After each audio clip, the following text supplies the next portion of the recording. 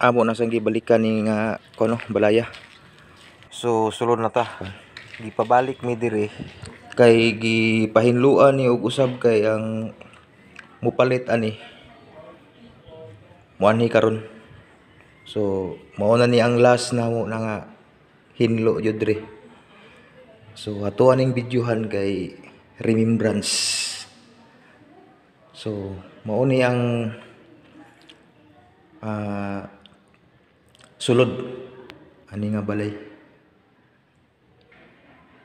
So mao na jud ning last namong ani diri.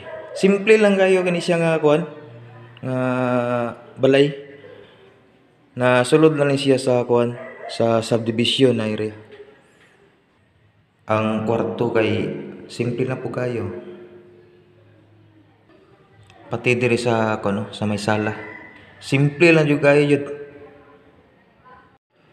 Kini sad nga kwarto. Simple na po kayo. So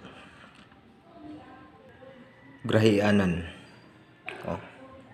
Og dinhi na lang kutob amping.